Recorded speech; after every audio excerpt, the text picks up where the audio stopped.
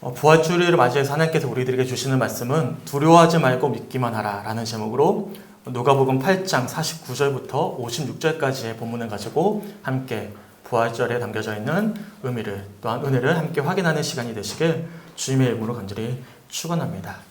지난 한 주간 부활의 기쁜 소식을 우리 사랑하는 성도님들에게 어떻게 전해야 될지를 두고 참 고민이 많았습니다. 목회자들 사이에서 흔히 이야기하길 어떤 설교보다도 절기 설교 준비하는 것이 어렵다고들 하거든요.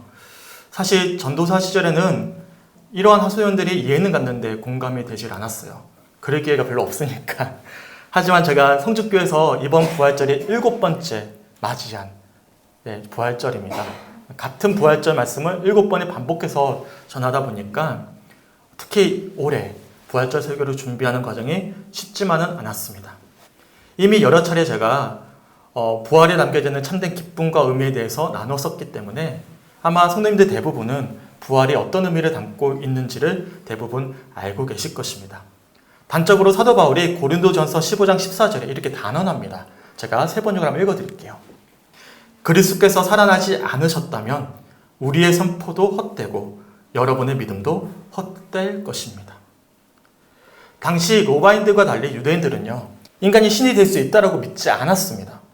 당연히 누군가가 인간이 신이 될 수 있다고 주장했다면 유대인들의 신앙으로서는 도저히 용납할 수가 없는 신성 모독과도 같은 미친 소리로 들렸을 것입니다. 더군다나 스스로 하나님의 아들이라고 여겼던 사람이 신명기에서 저주의 상징으로 규정해 놓았던 나무로 만든 십자가에 처형되었는데 놀랍게도 사흘 만에 부활했다라는 소식이 전해진다면 더는 논쟁할 가치도 없는 허무맹랑한 이야기로 들렸을 것입니다. 그런데 놀랍게도 유대인들로서는 도저히 용납할 수가 없는 이 부활의 소식이 전해졌고요. 더 놀랍게도 그러한 부활을 믿는 사람들이 유대인들 사이에서 늘어나기 시작했던 것입니다. 더욱이 부활을 누구보다도 부인하고 특별히 부활을 전하던 그리스도인들을 박해했던 사도 바울이 어떻게 고백하고 있죠? 그리스도께서 살아나지 않으셨다면 우리의 선포도 믿음도 헛되다라고 고백하고 있는 것입니다. 놀라운 일이죠. 예수님을 메시아로 믿은 초대 기독교 신앙은 그분의 부활이 없이는 설명이 불가능하다라는 이 톰 라이트의 주장처럼 부활을 경험한 제자들과 증인들이 보여줬던 놀라운 변화들은 역사적으로 보았을 때 부인할 수가 없는 분명한 사실이었습니다. 그래서 톰 라이트가 이렇게 주장을 이어서 합니다. 제가 한 부분 소개해 드릴게요. 어떻게 무덤이 비워졌고 어떻게 제자들이 보았으며 어떻게 그들의 삶과 세계관이 달라졌는지를 흡족하게 풀이할 만한 다른 어떤 설명도 2000년간 조롱해온 회의론에서는 제시된 적이 없다. 이처럼 기독교는요, 부활의 종교입니다. 우리의 모든 죄를 짊어지셨던 예수님께서는 우리의 모든 죄를 대속하시고는 십자가의 절망과 죽음을 홀로 감당하셨습니다. 그리고 공생의 기간 내내 말씀하셨던 것처럼 사흘 만에 부활하셔서 사망과 죽음의 권세를 깨뜨리시고 영원한 생명을 쟁취하시고 성취하시고 우리들에게 허락하고 계시는 것입니다. 이런 찬양이 있죠. 무덤에 머물러 예수 내 구주 새벽 기다렸네 예수 내 주 원수를 다 이기고 무덤에서 살아나셨네 어둠을 이기시고 나와서 성도와 함께 길이 다스리시네 사셨네 예수 다시 사셨네 아멘. 이러한 부활을 목격했던 제자들과 증인들은 부활의 주님을 목격했고 경험했습니다. 그리고 그 감격과 소망대로 살아갔던 것이죠. 비록 박해를 받고 핍박을 받고 순교가 뒤따랐지만 부활은 그들에게 역사적인 사실이었고 여전히 부활하신 주님이 제자들과 함께 했기에 부활을 향한 그들의 소망을 멈추게 할 수가 없었습니다.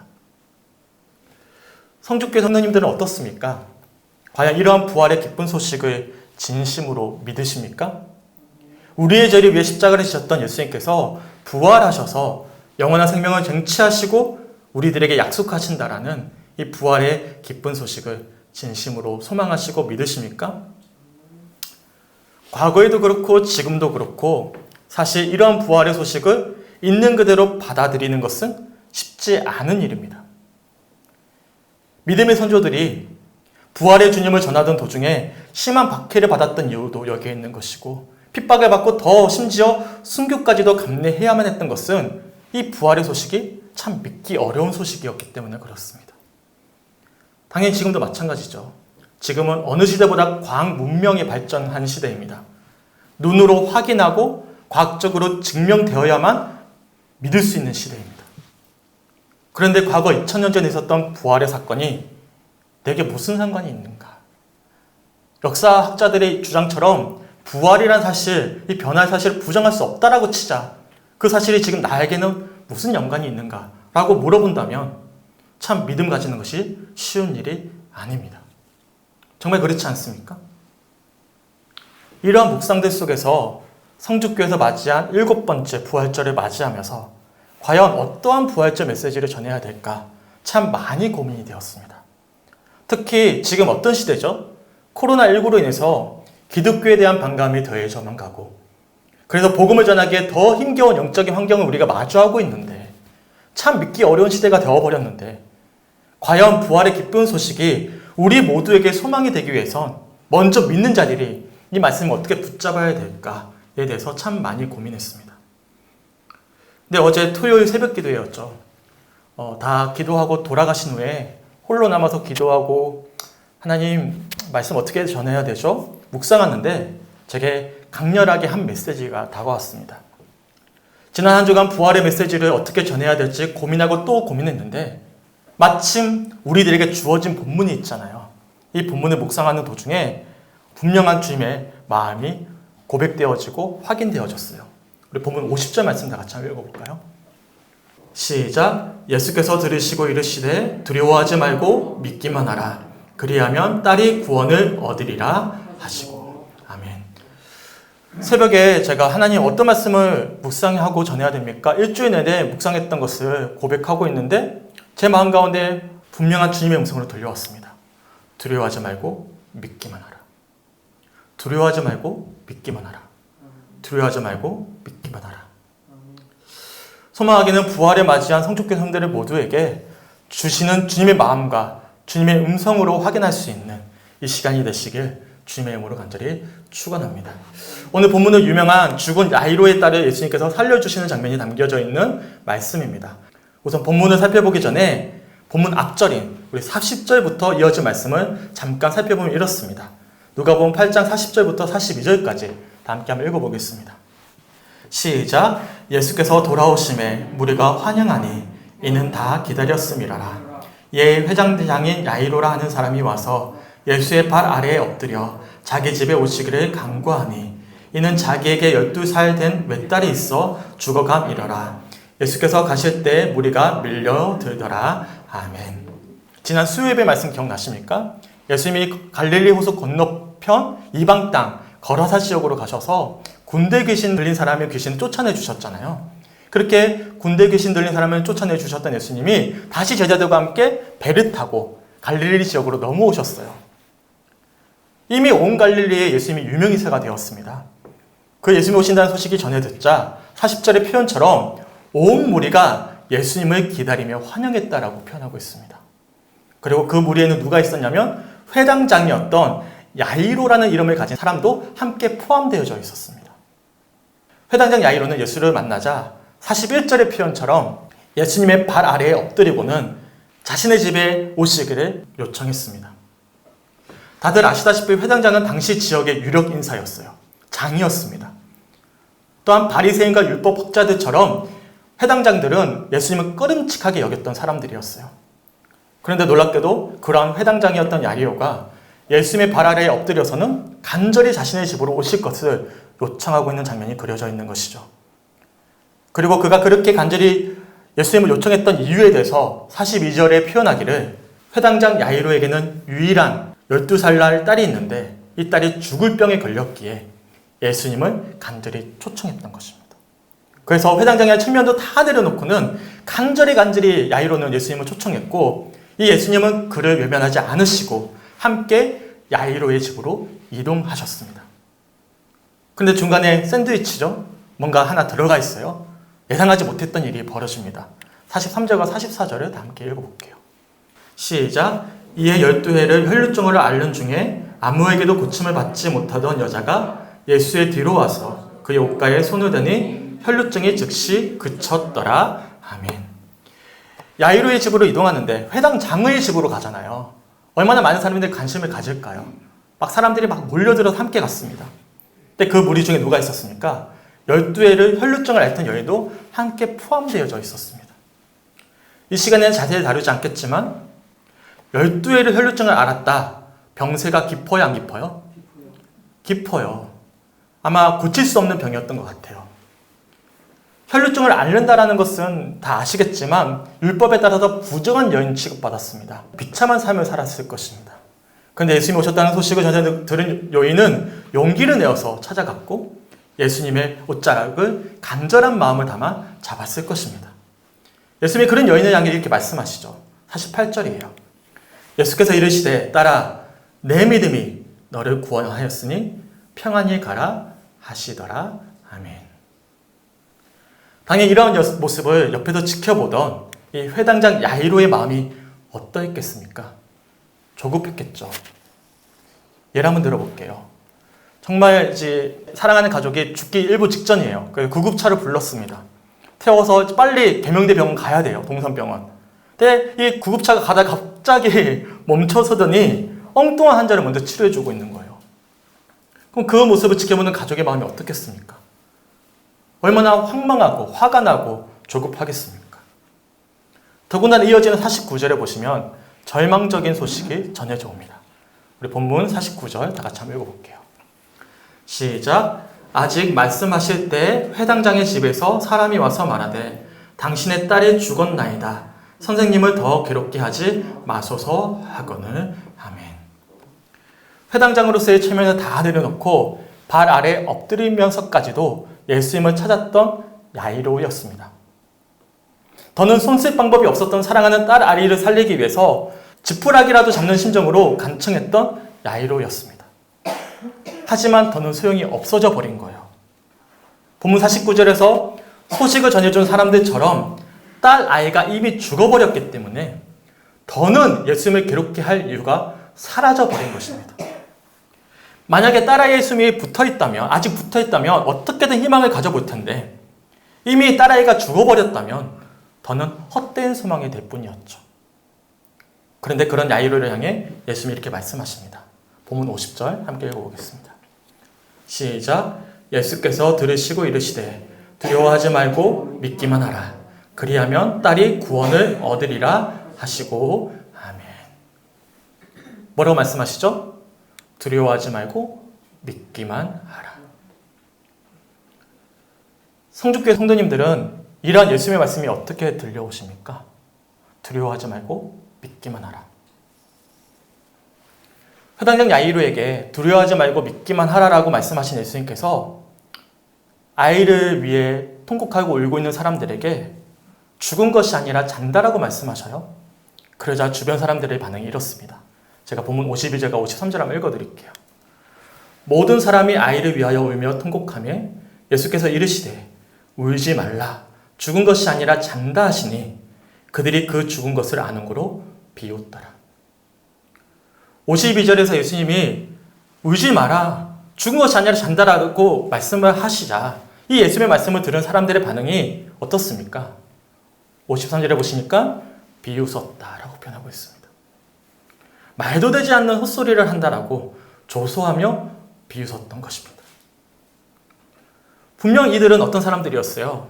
앞에서 살펴봤던 40절의 표현처럼 예수님을 환영하고 기다렸던 사람이었어요. 처음부터 예수님을 무시했던 사람들이 아니에요. 기다렸던 사람들이었죠. 특히 42절에서 회당장 야이로와 함께 모종의 어떤 기대함을 가지고 예수를 뒤쫓아갔던 사람들이었습니다.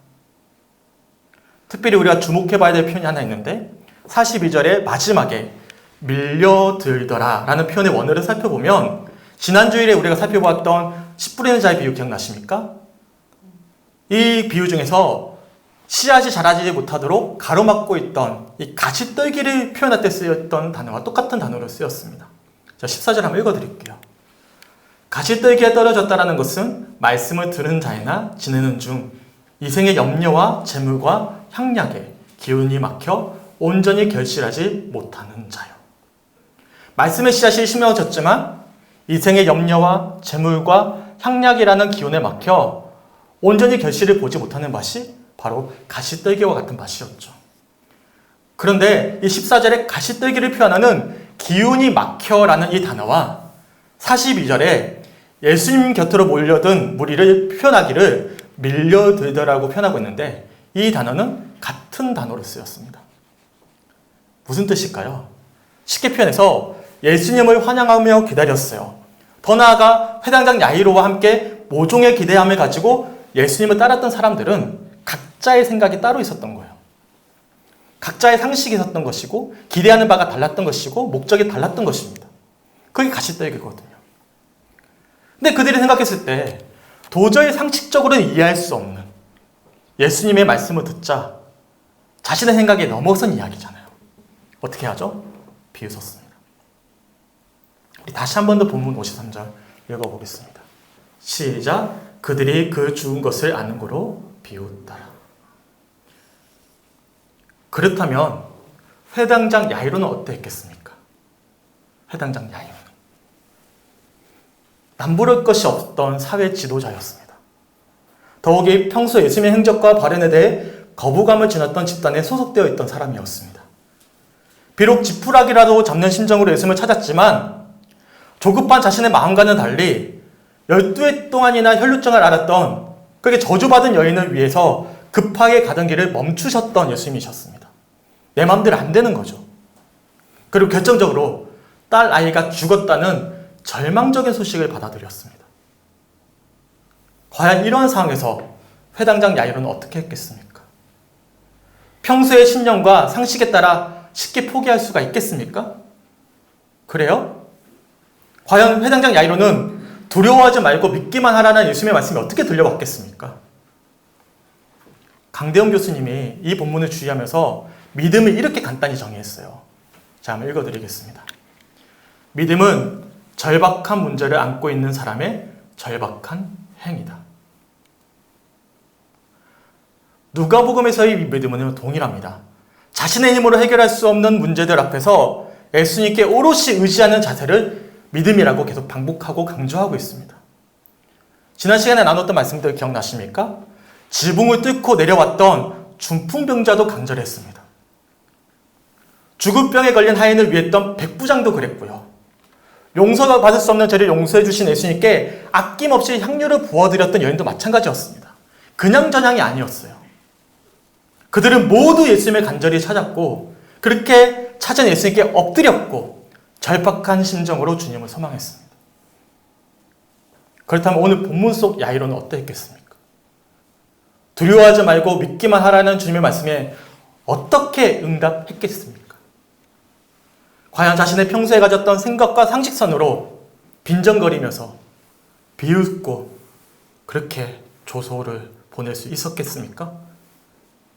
만약에 그랬다면 회당장 야이로는 딸 아이의 소식을 전해주면서 사망 소식을 전해주면서 선생님을 더 괴롭게 하지 마소서라고 전달했던 사람처럼 예수님을 되돌려 보냈을 거예요. 끝났습니다. 예수님. 더는 방법이 없어요.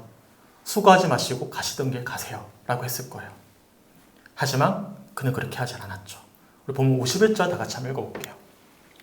시작. 그 집에 이르러 베드로와 요한과 야고보와 아이의 부모 외에는 함께 들어가기를 허락하지 아니하시니라. 아멘. 야이로는요, 예수님이 들어올 것을 허락하셨던 베드로와 요한과 야고보와 함께 집으로 들어갔어요. 예수님은 되돌려 보내지 않았습니다. 그 역시 집으로 들어갔습니다. 그리고 집으로 들어간 그는 놀라운 부활의 기적을 목격할 수가 있었던 것입니다. 본문 54절부터 56절까지 말씀 제가 읽어드리겠습니다. 예수께서 아이의 손을 잡고 불러 이르시되 아이야 일어나라 하시니 그 영이 돌아와 아이가 곧 일어나거늘 예수께서 먹을 것을 주라 명하시니 그 부모가 놀라는지라. 예수께서 경고하사 이 일을 아무에게도 말하지 말라 하시니라. 아멘. 두려워하지 말고 믿기만 하라. 야이로에게 말씀하셨던 주님께서 이 시간 부활절을 맞이한 우리들에게도 말씀하고 계십니다. 이러한 주님의 말씀 앞에서 어떻게 고백하시겠습니까? 단순히 상식선에서 일하실 주님을 기대했던 많은 무리들의 사람들과는 달리 12의 혈루증을 앓았던 그런 절망적인 상황에서도 예수님의 능력을 신뢰했던 여인처럼 절박한 심정으로 반드시 주님의 기적이 필요했던 야이로처럼 믿음은 찾는 것이고 믿음은 구하는 것이고 믿음은 엎드리는 것입니다. 이처럼 믿음은 예수 그리스도를 찾게 했고 그러한 믿음을 통해서 예수님이 역사하셨습니다. 그렇다면 이 시간 우리에게 있어서 부활은 어떻게 고백되어야 하겠습니까? 팀켈러 목사님이 자신의 저서 부활에 있다 해서 이렇게 권면합니다. 제가 한 부분만 읽어드릴게요. 결국 자신에게 하나님의 은혜가 필요함을 깨닫지 않는 한 우리는 결코 그분의 부활을 받아들일 수가 없다. 당신에게 은혜가 필요함을 깨닫는 정도만큼만 믿음이 당신의 삶의 사랑으로 분출된다. 예수님은 정말 부활하셨을까? 그렇다. 하지만 당신이 이를 받아들일 수 있으려면 그 부활을 이성과 머리로 이해할 뿐 아니라 우리의 자아상에도 마음의 헌신에도 적용해야 한다. 지난 한 주간 7번째 맞이한 성축교회에서의 부활절 이 말씀을 준비하면서 어떻게 말씀을 전해야 될지 참 고민이 되었습니다. 하지만 어제 새벽에 하나님이 제게 주신 음성은 분명했어요. 두려워하지 말고 믿기만 하라. 이 말씀 앞에 정직하게 서니까 눈물로 기도할 수밖에 없었어요. 주님, 믿음 없음에 용서하여 주옵소서. 주여 나를 불쌍히 여겨 주시옵소서. 주여 나에게 부활의 소망을 허락하옵소서. 소망하기는 이 시간 주님의 기쁜 부활의 소식이 우리 모두의 소망이 될 수 있는 기쁨의 소식으로 들려오시길 주님의 이름으로 간절히 축원합니다. 믿음은 절박한 문제를 안고 있는 사람의 절박한 행위라는 사실을 기억하시면서 나야말로 하나님의 은혜가 절박하다라는 사실을 확인하시면서 이성과 머리로 이해할 뿐만 아니라 온 마음과 뜻과 정성을 다해 우리의 삶을 다해 부활의 주님을 소망할 수 있는 우리 사랑하는 성죽교 손들이 되시길 주님의 이름으로 간절히 축원합니다. 사실 저보고 물어본다면 답변할 수 없어요.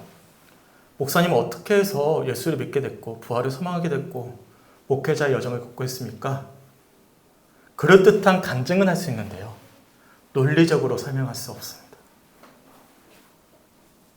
지금까지 믿어왔던 믿음의 여정을 논리적으로 상식적으로 설명할 수가 없어요.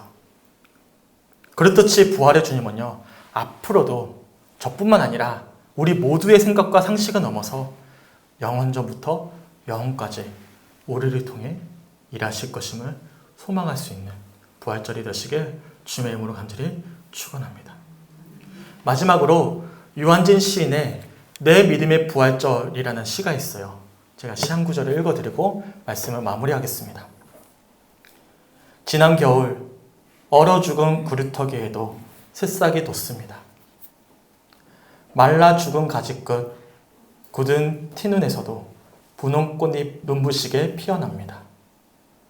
저 하찮은 풀포기도 거듭 살려내시는 하나님, 죽음도 물리쳐 부활의 증거 되신 예수님, 깊이 잠든 나의 마음, 말라 죽은 나의 신앙도 살아나고 싶습니다.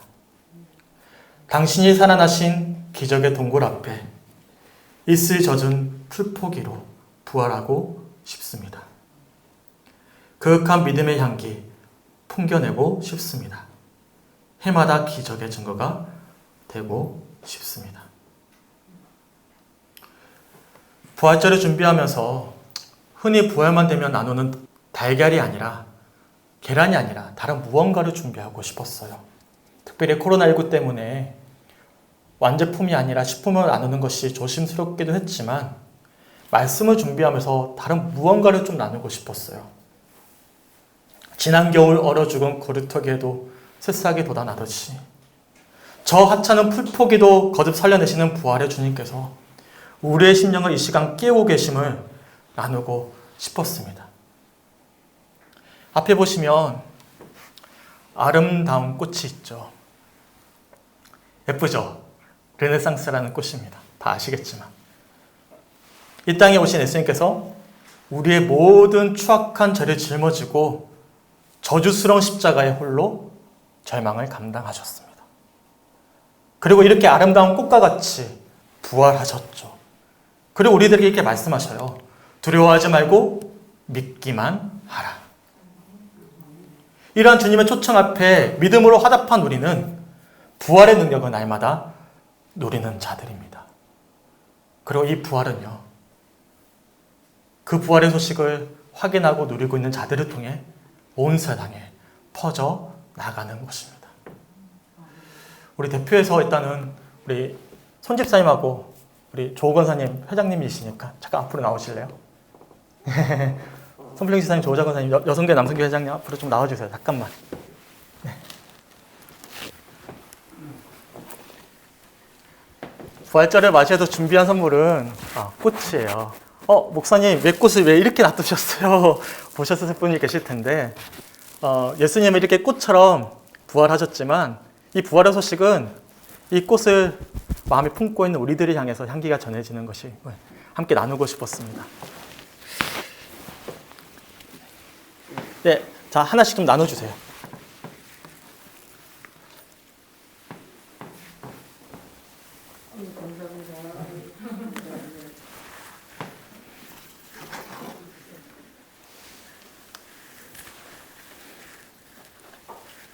회장님 일 시켜서 죄송해요.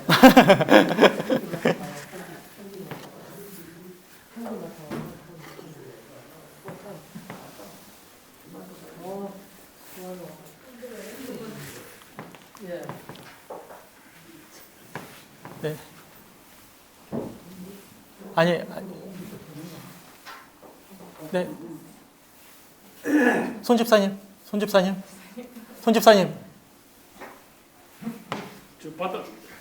받으셨어요.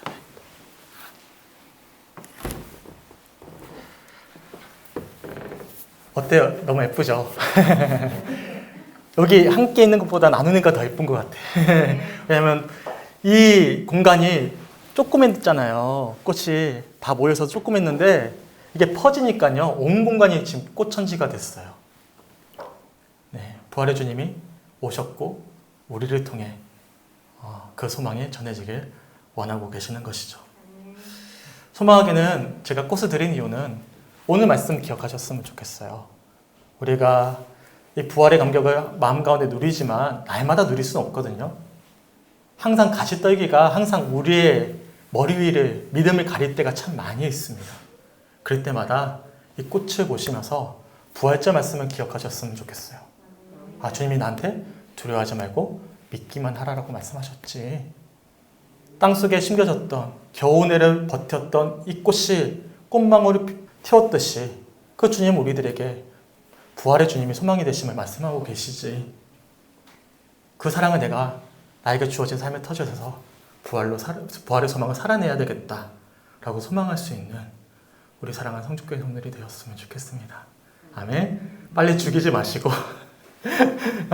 물도 잘 주시고 햇빛도 주시면서 꽃을 볼 때마다 오늘 이 부활의 메시지를 마음 가운데 소망으로 담고 우리 남은 2021년도 지금처럼 꽃이 풍성한 모습처럼 부활의 소망으로 승리할 수 있는 우리 사랑하는 성주교회 성들이 되시길 주님의 이름으로 간절히 축원합니다. 아멘. 오늘 주신 말씀 개별로 묵상하시면서 오늘은 세례식에서 찬양 부르지 않겠습니다. 내게 주신 말씀들 묵상하시면서 우리 함께 기도하도록 하겠습니다. 다 함께 기도합니다.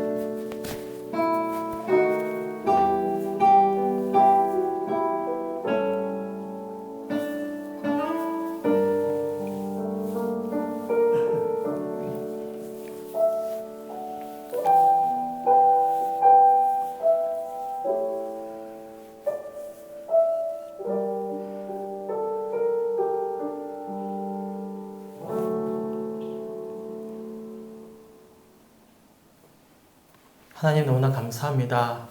오늘 시간 귀한 부활주일을 맞이하게 하시고 하나님 두려워하지 말라 믿기만 하라라는 메시지 속에 담겨져 있는 아버지의 그 음성, 부활을 소망케 하는 믿음을 우리들에게 허락하심에 주님 너무나 감사합니다.